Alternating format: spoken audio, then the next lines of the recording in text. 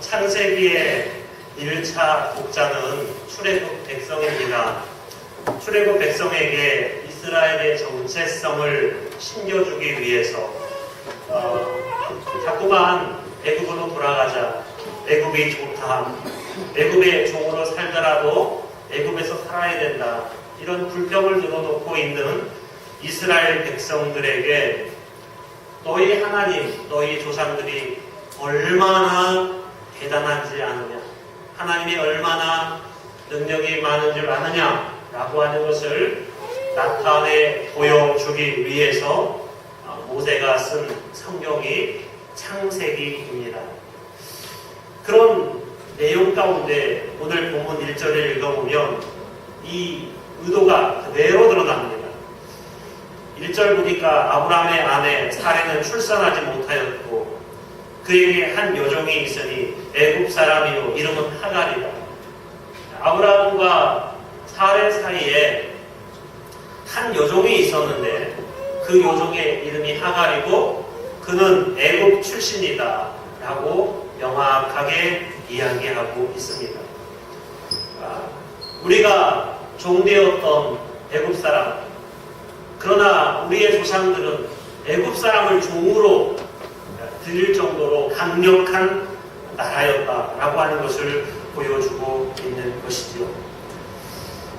우리도 역시 마찬가지입니다. 이 세상을 살면서 많은 부분 돈에 또 시간에 쫓겨 삽니다. 사실 하나님께서 우리에게 시간을 주셨습니다. 그러면 이 시간을 마음껏 잘 아름답게 사용해야 하는데 시간의 주인이 되지 못하고 시간에 쫓겨 삽니다. 또 하나님께서 우리에게 필요한 물질을 주셨는데 이 물질을 다스리지 못하고 물질에 쩔쩔매고 옥죄는 삶을 살고 있다라고 하는 것입니다. 주님은 우리에게 말씀하십니다. 너희는 시간과 돈의 종이 아니다. 마치 너희들이 애굽의 종이 아닌 것처럼, 아니 처음부터 애굽을 너희가 종 삼았던 것처럼 너희도 역시 시간과 돈, 너희가 다스리며 살 수 있다 라고 우리에게 말씀해 주십니다.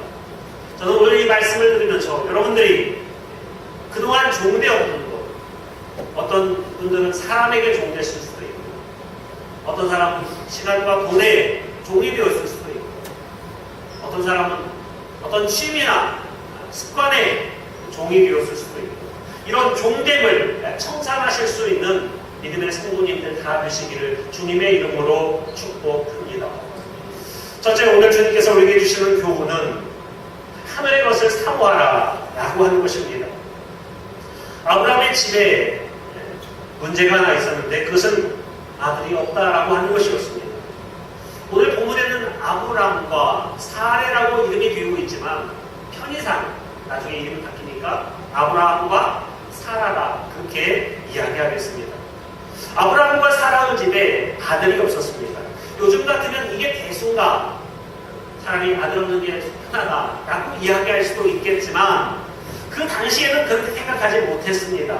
특별히 모든 것이 갖추어진 이 아브라함의 집에서 아들이 없다라고 하는 것 큰 어려움이고 아픔일 수 있었을 것입니다. 네, 하나님께서 다행스럽게도 아브라함에게 내게 자녀를 줄 것이다. 그리고 내 자녀들이 하늘의 별과 같이 바다의 모래와 같이 많게 할 것이다 라고 그렇게 약속 주셨습니다. 이제 그 약속을 믿고 아브라함과 사라가 기도하며 살아갑니다. 그런데 참으로 어려운 일은 이들에게 10년이 지나도록 자식이 생기지 않는 것입니다. 사람의 이 눈대와 한계가 한 10년쯤 되는가 봅니다. 10년쯤 되다 보니 안 되겠다. 사라가 꾀를 냅니다. 자기의 몸속 하갈이 있는데 이 하갈을 씨바지로, 즉 첩으로 드리게 됐다라고 하는 것이죠. 아무리 첩의 문화가 활발한 상황이라 할지라도 스스로 내가 첨을 들여가지고 내 남편에게 넣어준다 라고 하는 것은 여자로서 쉽지 않은 결정이었을 것입니다. 그러나 다른 방법이 없길래 그 방법을 선택한 것이고 3절에 말씀하니까 아브라함의 아내 사레가 그 여종 애굽 사람 하가를 데려다가 그 남편 아브라함에게 첨으로 준대 라고 했습니다. 첨으로 줬습니다. 근데 영어로 성경으로 보니까 뭐 복잡한 거 다 빼고 동사만 따지면 take and give입니다. 취하였다가 주었다. 가져다가 주었다 라고 하는 것이죠. 근데 이런 원문이 똑같이 나오는 곳이 있는데 창세기 3장입니다. 에덴 동산에서 아담과 하와가 먼저 선악과를 따먹고 그 선악과를 가져다가 아담에게 주니 여기에도 역시 take and give라고 되어 있습니다. 갖다 주는 것. 이게 뭘까? 여러분 우리가 하나님께 받아다가 줘야지. 하나님께 받은 것을 줘야지. 사람이 계획하고 또 만들고 준비한 것들을 주면 반드시 문제가 발생한다는 것이죠. 여러분 이 가져다가 준 게 뭡니까? 자기의 생각 아닙니까? 자기의 판단 아닙니까? 자기의 알량한 때 아닙니까? 이렇게 하면 자식이 생길지도 몰라. 이렇게 하면 내 눈이 밝아질지도 몰라. 이렇게 하면 내가 하나님이 될지도 몰라. 라고 하는 자기만의 생각, 자기만의 판단, 이것들을 가져다가 자꾸 누구한테 주면 어떻게 돼요? 함께 범죄하고 함께 실수하고 함께 넘어진다라고 하는 것이죠. 결국은 이 사례가 이렇게 하면 될 줄 알았는데 오히려 이것이 더욱더 큰 갈등의 요소가 되고 말았다라고 하는 것입니다. 사람은 항상 이렇습니다. 4절의 말씀 보니까 아브라함이 하갈과 동침하더니 하갈이 임신하며 여러분 목적이 이루어진 것 같았습니다. 네. 아담이 하와가 아담에게 선악과를 가져다 주었더니 눈이 밝아졌습니다. 목적이 이루어진 것 같습니다. 우리가 하는 모든 계획들은 바로 이렇습니다. 뭔가를 하면 되는 것 같습니다. 이루어지는 것 같습니다. 그런데 그 다음이 문제입니다. 그가 임신함을 알고 그의 여주인을 멸시한지라. 조건이 역전되니까 하갈이 사례를 멸시하게 되었다라고 이야기합니다. 이게 바둑 용어로 자충수라고 합니다. 자기의 수를 메워가는 것이죠. 상대가 서로 자기 유리한 곳에 바둑알을 놓아야 하는데 오히려 상대방을 도와주고 있는 꼴이 되어버렸습니다. 하나님의 뜻대로 한번 살아보겠다라고 했는데 우리 것을 자꾸 욕심내고 우리의 생각을 적용하니까 이건 하나님의 도움이 되는 것이 아니라 사단의 도움이 되는 그런 자충수를 두고 있었다라고 하는 사실입니다. 여러분 얼마나 많은 순간 우리가 하나님의 뜻을 행하지 아니하고 사단을 도와주고 있습니다. 사단의 특급 도우미가 되어서 살아가고 있지 않습니까? 사례가 그랬다고 한다면 우리도 역시 그럴 수 있습니다. 어떻게 하면 이렇게 됩니까? 내가 가져다가 하면 그렇게 됩니다. 어떻게 하면 이렇게 되지 않습니까? 하나님의 것을 가져다가 하나님의 것을 받아다가 우리가 살면 그렇게 되지 않을 수 있다는 것이죠. 마태복음 6장 33절에 너희는 먼저 그의 나라와 그의 의를 구하라. 그리하면 이 모든 것을 너희에게 도와주리라. 하나님의 것을 우리가 붙잡게 되면 하나님께서 그 모든 것들을 우리에게 더하여 주신다라고 하는 사실입니다. 사람들은 이렇게 하면 얻어지겠지, 이렇게 하면 내가 취하겠지. 그러나 먼저 우리가 해야 할 것이 있습니다. 김구 선생님의 말입니다.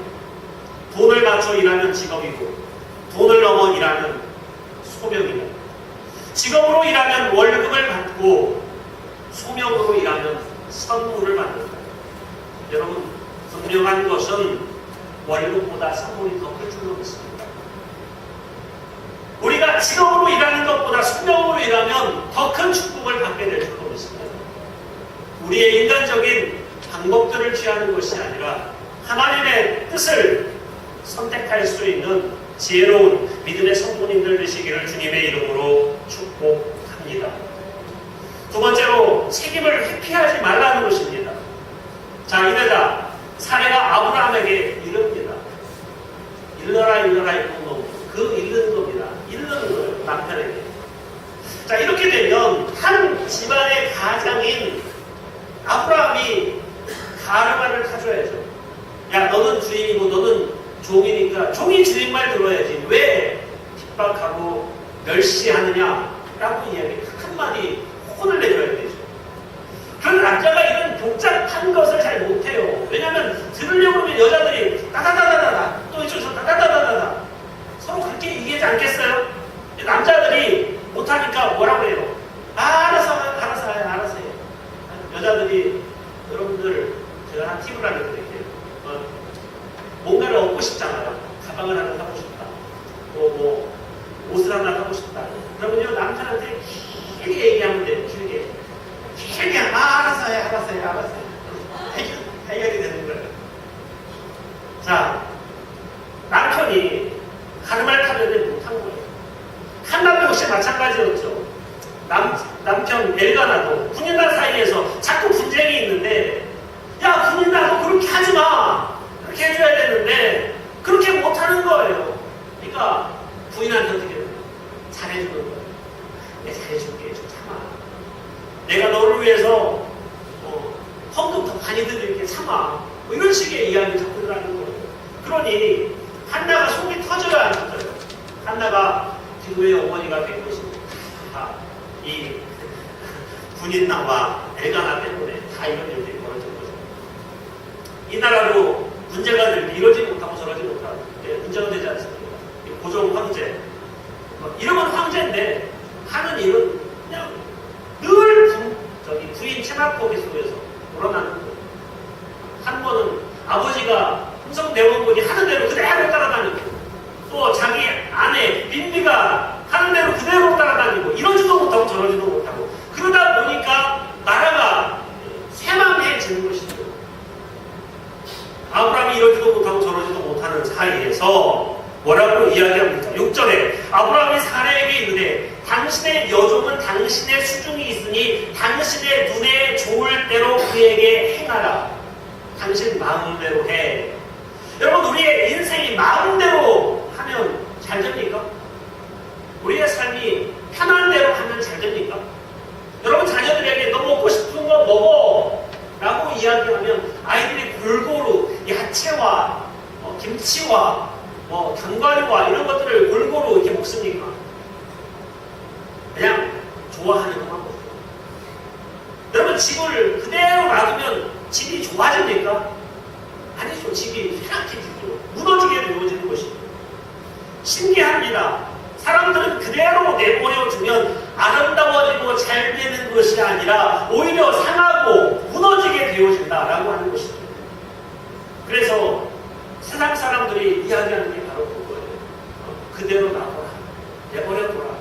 내버려두면 잘 될 리가 없는 거예요.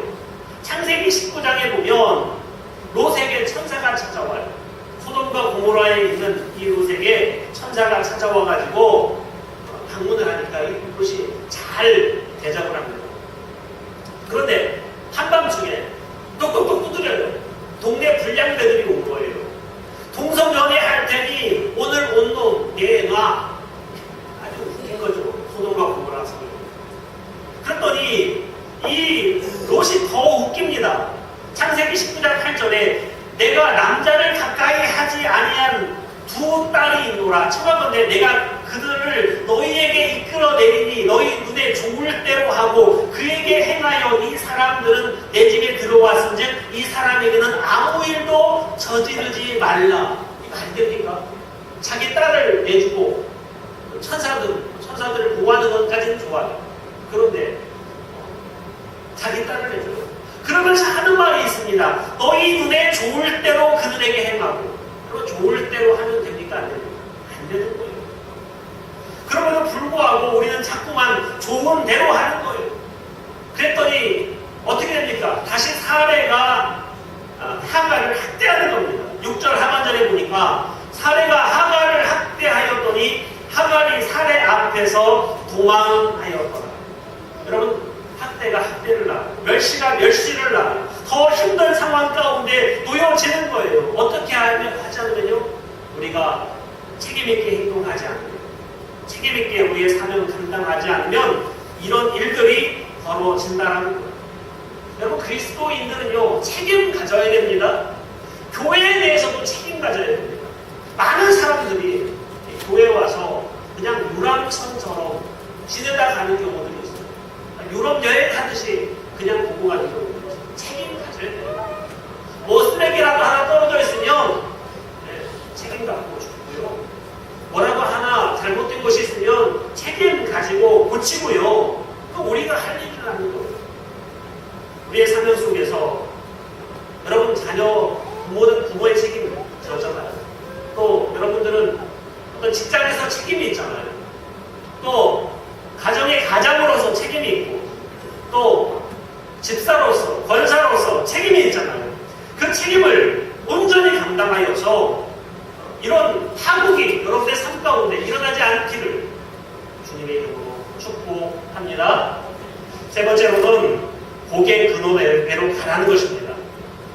자, 이렇게 도망친 하갈에게 하나님은 내버려 두지 아니하고 여호와의 사자를 보내십니다. 이 하갈이 고통 가운데 있을 때, 아니 아기를 뱃속에 임신하고 그리고 홀몸으로 나왔으니 얼마나 두려운 일입니까? 그때 여호와의 사자가 그에게 나타납니다. 9절, 여호와의 사자가 그에게 이르되 내 여주인에게로 돌아가서 그 수하에 복종하라. 우리가 원문을 안 읽어서 그러는데 원문에는 뭐라고 되어 있냐면 여주인에게 돌아가서 그에게 핍박을 당하라, 그에게 고통을 당하라, 이렇게 되어 있습니다. 그러니까 이게 도대체 고통을 안 당하게 해줘야 여호와의 사자지 왜 이렇게 고통 가운데 그럼에도 불구하고 여주인의 집에 돌아가게 했을까? 왜냐하면 하나님께서는요, 아브라함을 통해서 복 주시기로 작정하셨기 때문이라는 거예요. 여러분, 옳고 그름의 얘기가 아니에요. 선하고 악하고의 문제가 아니에요. 하나님의 법은요, 하나님께서 축복하실 그러한 사명자를 통해서 축복하세요. 또 축복하는 장소를 통해서 축복하세요. 하나님께서 축복하시는 방법을 통해서 축복하세요. 이게 우리가 이해가 안 되는데요. 창세기 12장 3절에 이렇게 주님께서 약속하세요. 너를 축복하는 자에게는 내가 복을 내리고 너를 저주하는 자에게는 내가 저주하리니 땅의 모든 족속이 너로 말미암아 복을 얻을 것입니다. 하나님께서 복받는 시스템을 마련해 두셨는데 복받는 시스템이 뭐냐? 바로 아브라함을 통하는 것이다 라고 하는 거예요. 그래서 네가 복받기 위해서 어떻게 해야 하느냐? 아브라함의 집을 떠나면 안 된다. 가면 핍박도 있을 것이고 고통도 있을 거다. 그러나 그것을 떠나지 말고 충실하게 그 사명 감당하라 라고 이야기를 한다라는 것이죠. 그러면서 하나님께서 이 하갈에게 이름을 하나 지어주었습니다. 11절에 내가 임신하였은즉 아들을 낳으리니. 보니까 병원에서 딸, 아들 감별해 주는 게 불법은 아닌 것 같아요. 하나님이 다 이렇게 또 알려주시잖아요. 아들을 낳으리니 그 이름을 이스마엘이라 하라. 이 이스마엘은 뭐냐면요, 하나님께서 들었다라고 하는 거예요. 우리가 쉐마 이스라엘, 그러면 이스라엘아 들으라 라고 하는 거잖아요. 쉐마. 이 스마라고 하는 것이 쉐마에서 나왔거든요. 즉 얘는 하나님이고, 그러니까 하나님이 들으셨다. 뭘 들으셔요? 너의 고통, 너의 아픔. 여러분, 하나님께로 나아가면요, 우리의 고통과 아픔이 사라지는 게 아니에요. 우리의 핍박이 사라지는 게 아니에요. 우리의 여러 가지 연약함이 사라지는 게 아니에요. 그건 뭐냐면 하나님께서는 그 연약함과 어려움과 힘든 핍박들을 듣고 계신다라는 거예요. 듣는다라고 하는 게 뭐예요? 주님께서는 그것을 통해서 놀라운 일들을 이루신다라는 거예요. 이걸 통해서 하나님이 살아계시는 것을 보여주신다라고 하는 거예요. 그래서 힘들어도 참고 견디라라고 이야기하는 거예요. 대표적으로 우리가 방주를 예로 들 수 있습니다. 노아가 방주를 만들었어요. 능력이 없어요. 또 하나는 키가 없어요. 그래서 또 하나가 있는데 창문이 없어요. 창문이라고 하나 있는 것은 하늘로 올리는 창문인데 우리가 보는 그런 창문이 아니에요. 자, 창문이 없으면 어떻게 되죠? 환기가 안 되겠죠. 환기가 안 되면 어떤 일이 벌어지죠? 냄새가 나겠죠. 거기에는 수많은 동물들이 있습니다. 수많은 울음소리들이 있습니다. 그런데 그 속에서 있는 것이 얼마나 불편한 일입니까? 그 속에서 300일 가까이를 함께 있는다라고 하는 것은 도저히 견딜 수 없는 아주 답답한 일 중에 하나일 것입니다. 그럼에도 불구하고 방주를 타야 구원을 받습니다. 방주를 타야 생명 가운데 얻게 되어진다라고 하는 것이죠. 여러분, 하나님의 일들도 마찬가지입니다. 힘들고 어려운 일들이 있을 거예요. 그러나 주님은 들으세요. 그리고 주님은 날마다 우리와 교제하세요. 그리고 그 속에서 놀라운 축복을 허락해 주신다라는 거예요. 우리는 룻의 이야기를 들으면서 야, 참 효구다. 어떻게 시어머니를 그렇게 끝까지 정성스럽게 섬기느냐. 그런데요, 우리가 이 효구의 모습으로 접근하면 좀 문제가 있어요. 이 룻이요, 효구라기보다는 하나님의 약속을 믿은 거예요. 하나님의 복음을 믿은 거예요.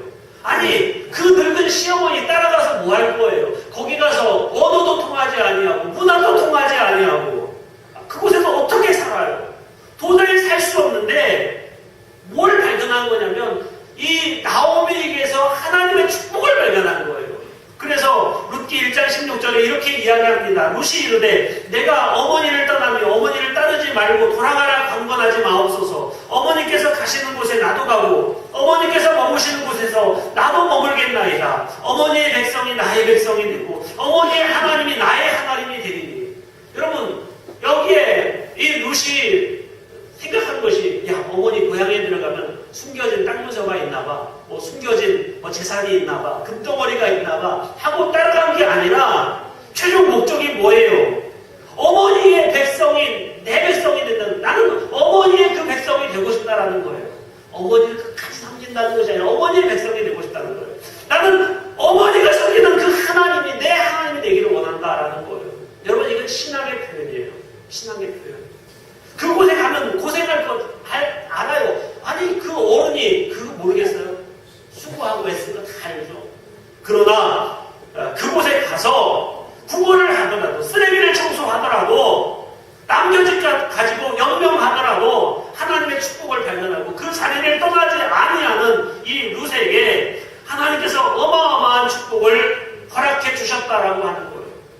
복의 근원은요, 착하고 선하고 권선징악으로 대표되는 그러한 모습이 아니라는 거예요. 하나님께서 한번 축복 주시기로 작정하면 축복 주시는 거예요. 그럼 나는 뭐 어떻게 하느냐? 축복 주시는 사람 옆에 있는 거예요. 축복 주시는 사람 옆에 가서 함께 거하는 거예요. 그 장소에 가서 함께 거하는 거예요. 그 공동체에서 함께 생활하는 거예요. 그러면 나도 역시 축복의 사람이 되는 거예요. 네, 룻이 그 이스라엘 예루살렘에 가서 얼마나 큰 축복을 받습니까? 얼마나 큰 은혜를 받습니까? 하갈이 다시 돌아가서 또 얼마나 큰 민족적인 큰 민족을 이룹니까? 이게 하나님의 복이라는 것을 기억하시고, 여러분 삶 속에서 이것들만 기억하면 결코 돈과 시간에, 또 우리가 그동안 좀비였던 곳에 결코 매이지 아니하는 삶을 살 수 있다는 것을 기억하시길 바랍니다. 내 방법으로 살지 아니하고 하나님의 것을 사모하고 책임을 회피하지 말고 우리가 가진 사명 끝까지 감당하고 복의 근원으로 나아가실 수 있는 믿음의 선포지들 다 되시기를 주님의 이름으로 축복합니다. 기도하시겠습니다.